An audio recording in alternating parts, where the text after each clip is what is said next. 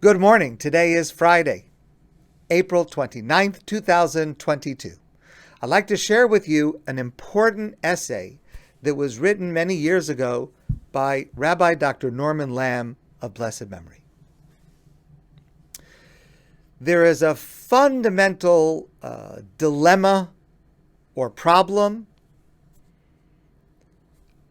that has existed for all time within Judaism, and it exists in other religions, but let's focus on Judaism, and that is the dilemma between tradition versus innovation.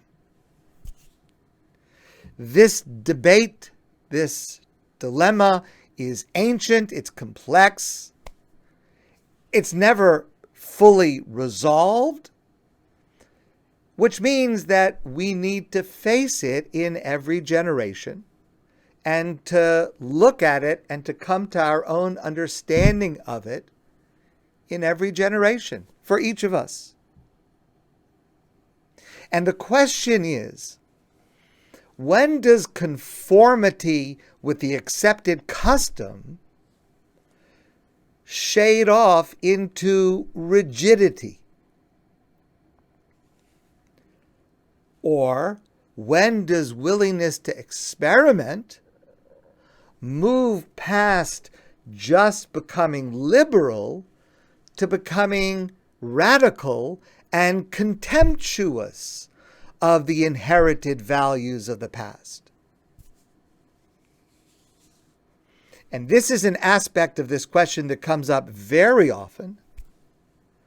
When is submission to tradition a moral cowardice and an evasion of responsibility, a cop-out of independent thinking?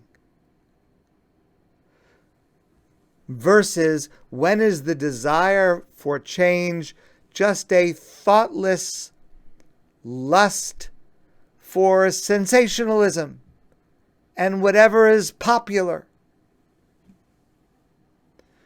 These questions are very important. They affect many, many areas of our Jewish lives, and they are debated by us and should be. And we are constantly trying to figure out how to land in the right place. And there is a lesson from this week's Torah portion that bears strongly on this question. We've discussed before, I discussed it last night, the beginning of our Parsha of Achrei Mos, which we read this Shabbos, deals with the avodah. The Kohein Gadol, the high priest, would be the one to officiate all day in the Mishkan, in the sanctuary, in the Beit HaMikdash, the holy temple in Jerusalem. And it was a whole day of sacrifices and offerings and rituals. And all of those offerings and rituals and ceremonies would affect the forgiveness by God for the Jewish people for their sins. That achieved the goal on Yom Kippur. When we look at the Torah's description, and certainly when we consider how our rabbis in the Talmud explain that in detail, and as I mentioned last night, as we recite the entire service on the afternoon of Yom Kippur, when in what we refer to as the avodah section, our avodah section, our verbal avodah section of the afternoon prayer on Yom Kippur, it's clear that the Torah has a very powerful insistence on observing every single detail. Every moment of the day is orchestrated, choreographed. The Kohein Gadol has to practice for days and days before so that every moment he knows, I do this and then I do this, I go here and I go here. Every moment is accounted for. And every detail must be done exactly, precisely, correctly.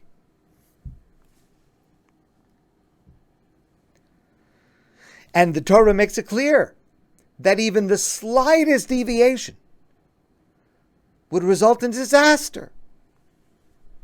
Clearly, the Torah in general, and specifically in this passage, holds tradition and custom in the highest esteem. And yet, there is a detail that gives us a more complete picture. The Torah says, Uva Aharon el Ohel Moed, after Aharon had performed the rituals, entered the Holy of Holies, only happened on Yom Kippur, and did the ceremonies and rituals that were required there, and when he finished, Uva Aharon el Ohel Moed, Aharon would come back out into the sanctuary, the outer sanctuary, Ufashat es bigdei habod asher lavash bavo el kodesh, and he would take off the special white garments that he wore when he went into the Holy of Holies. Let's just stop here for a moment. Let's remember that during the course of the day, the Kohein Gadol had two different sets of clothing. There was a set of garments of 8 garments, which were the normal garments worn by the Kohein Gadol, that were magnificent and colorful and bejeweled with gold threads and silver threads. So there was that splendorous, magnificent 8-garment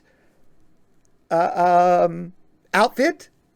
And then there was a second outfit consisting only of 4 garments, only pure white linen.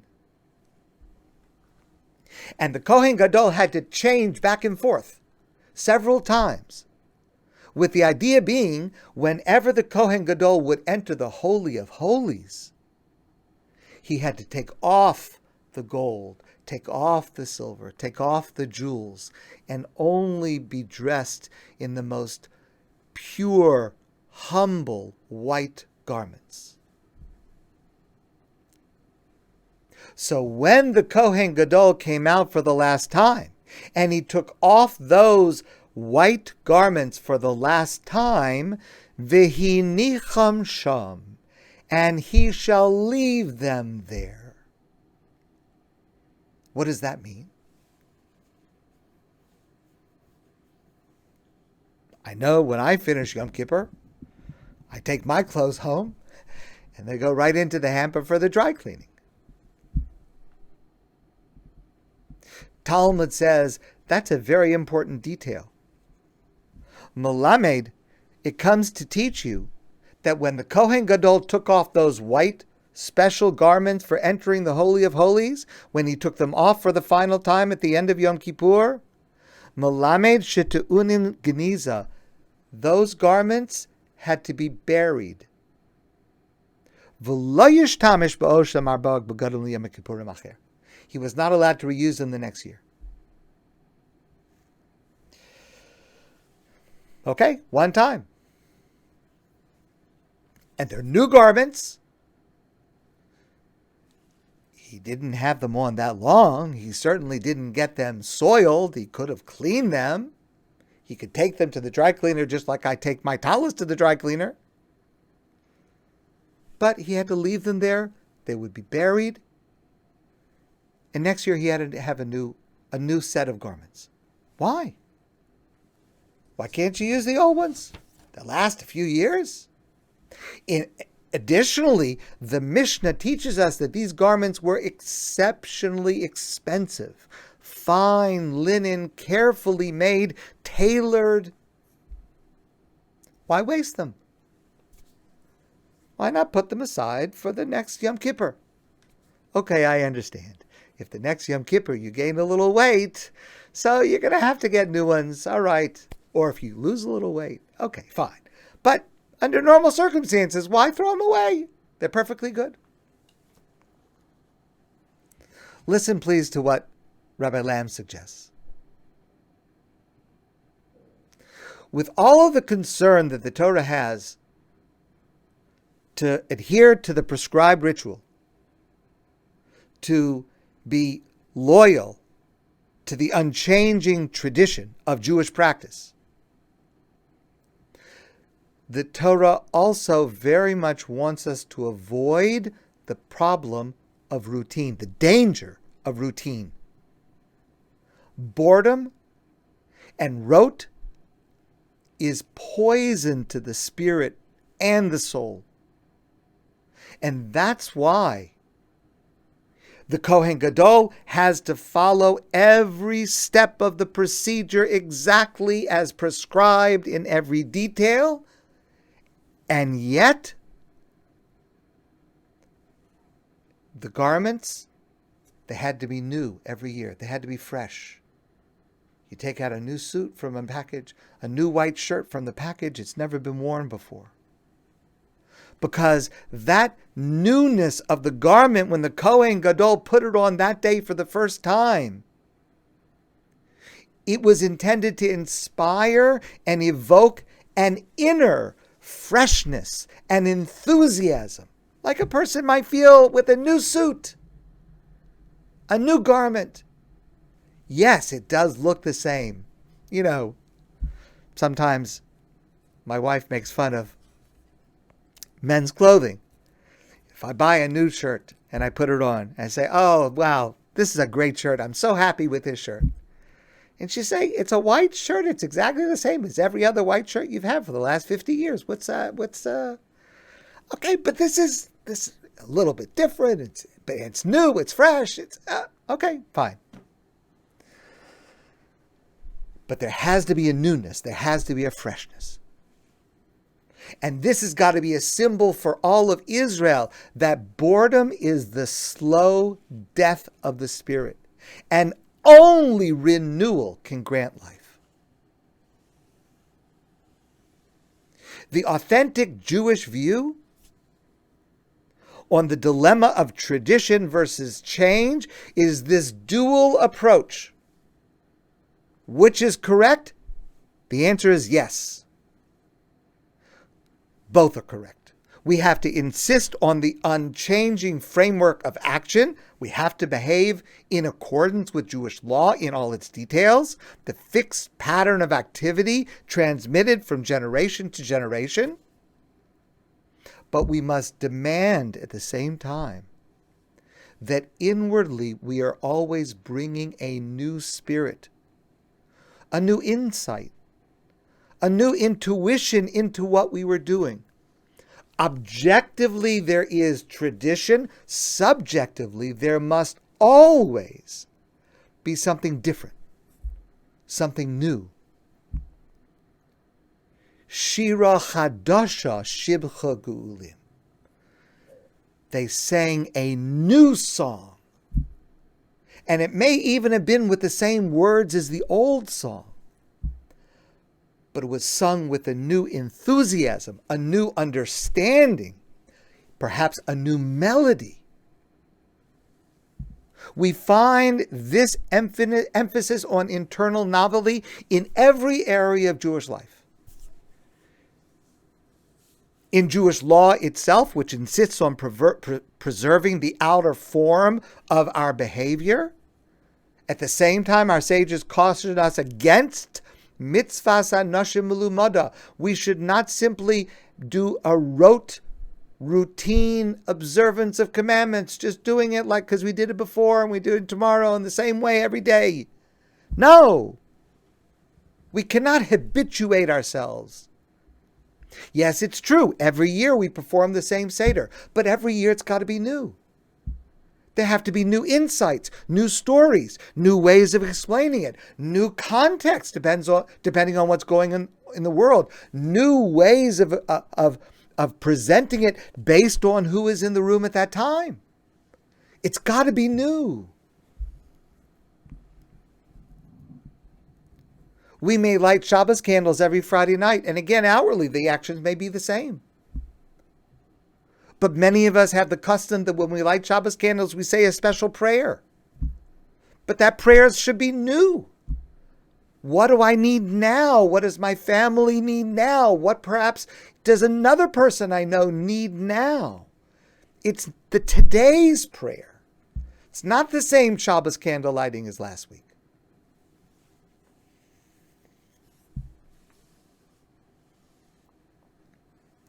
when we say our blessings, when we say Birkat HaMazon, the benching, the grace after meals. We should try to use different tunes, if we sing it, to allow within us different feelings, different emotions, different levels of appreciation. I've mentioned to you before the idea.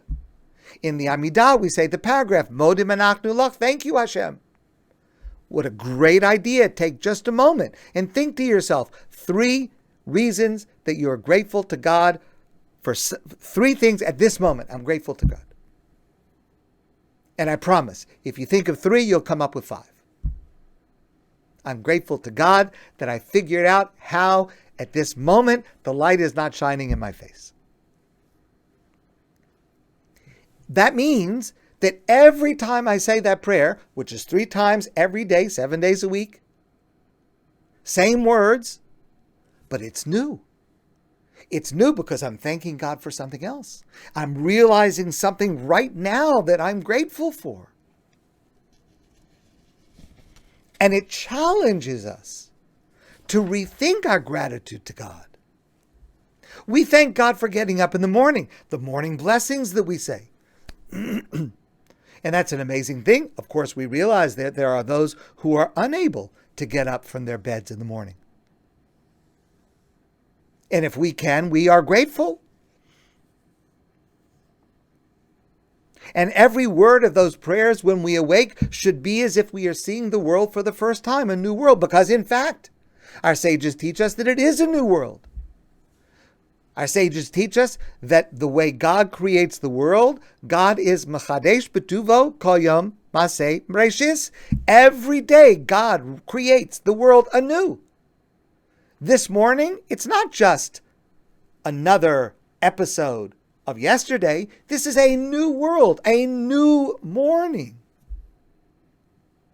And every morning when we awake, we are indeed confronted with a brand new world. And therefore, our reaction should be a reaction of novelty and amazement and marveling and new gratitude at what God is giving me today.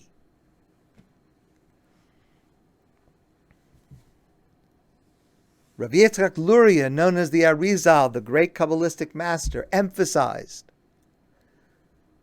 every prayer has to be different. Every prayer is the same. The words are the same. Our weekday prayers, the words are all the same. Shabbos prayers, the words are all the same. Yom Tov prayers, the words are all the same. The words are all the same.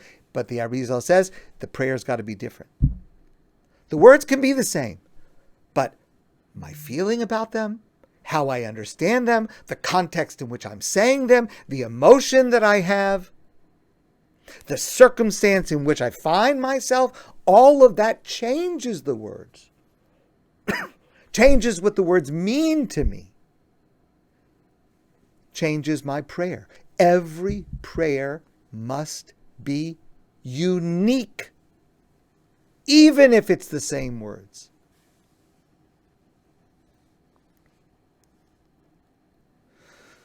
The garments that he wore on one Yom Kippur, he could not use on the next.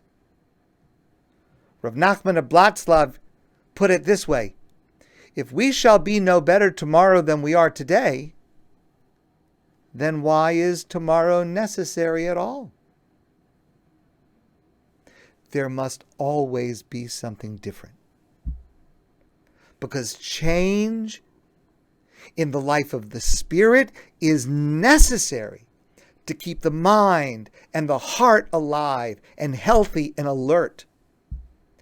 There must be change, and always, of course, in an upward direction. And we should look and think about and emphasize the way in which the outer formal traditional actions we are able to infuse with newness and vitality and freshness in how we understand them, in how we explain them, in how we express them.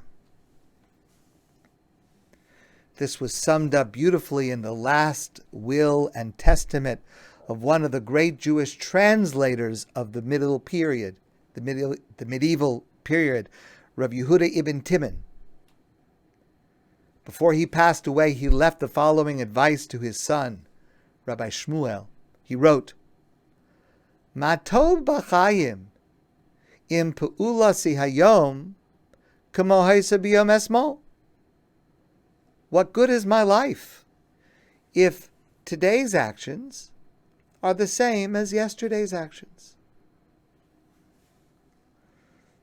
And conversely, how wonderful life can be if every day is new, if every day is different, if every day there is a change for the better, just like the Kohein Gadol on Yom Kippur. My friends, I want to wish you a great day, and I look forward to seeing all of you soon in person, and I wish you a very, very happy Shabbos.